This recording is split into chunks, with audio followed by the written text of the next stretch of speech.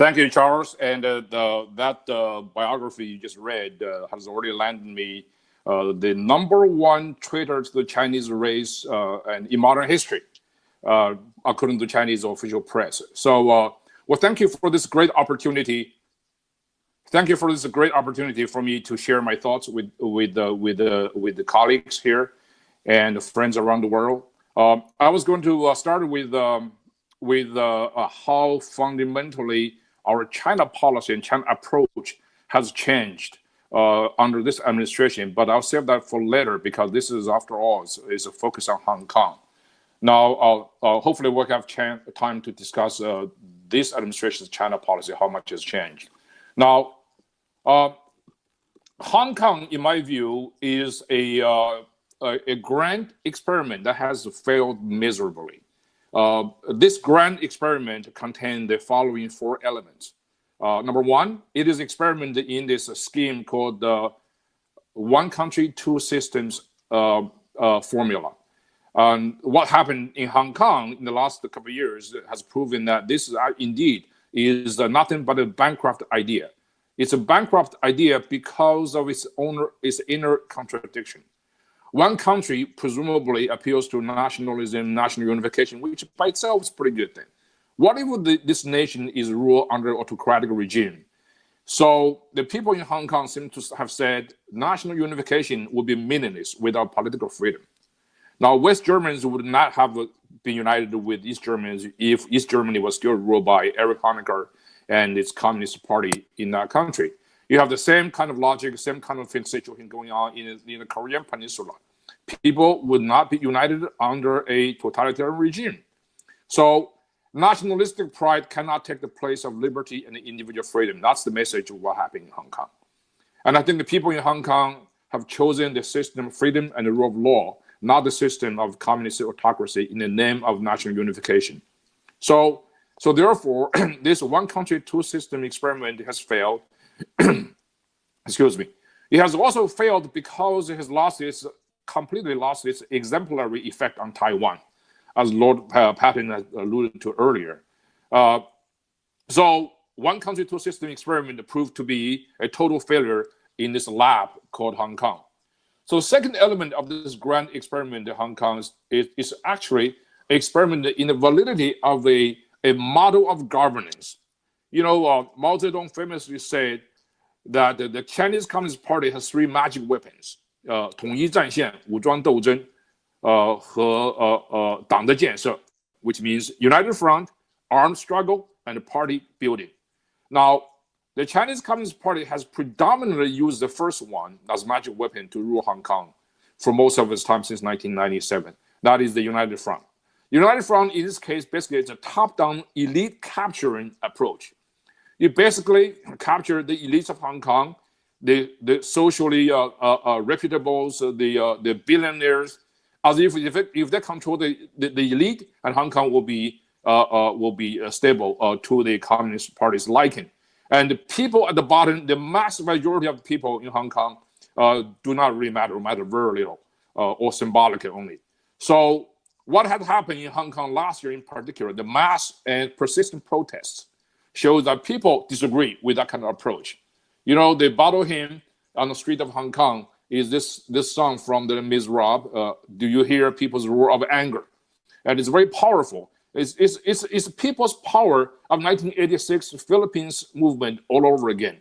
Or even people say, you know, it's 1989 Tiananmen people's movement all over again. So this is basically the proof that the CCP's model of governance by capturing the elite to rule Hong Kong has failed.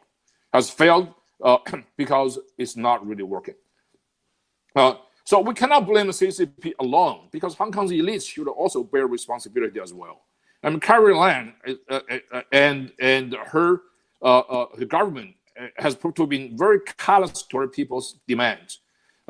In this way, she's pretty reprehensible. I mean, we have urged her to heed people's voice, people's demand through open or closed door channels, and nothing seems to work.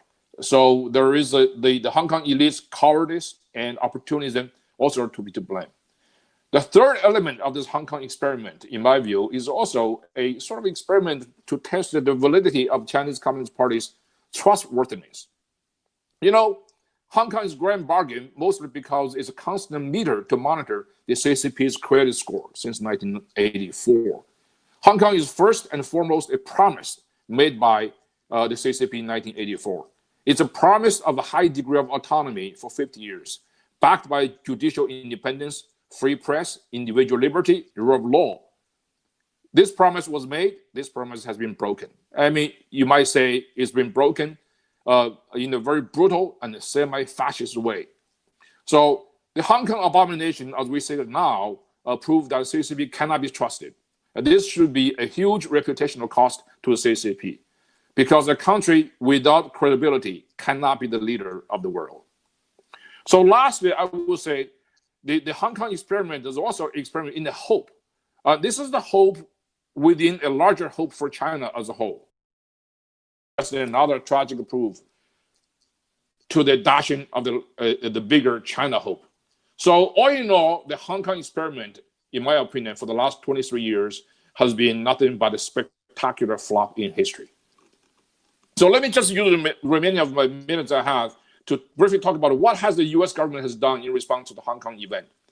You know, we have, as I mentioned earlier, we have urged the Hong Kong government to be more responsive to people's voice, particularly to Chief Executive Carrie Lam and the CCP leaders throughout the whole events last year.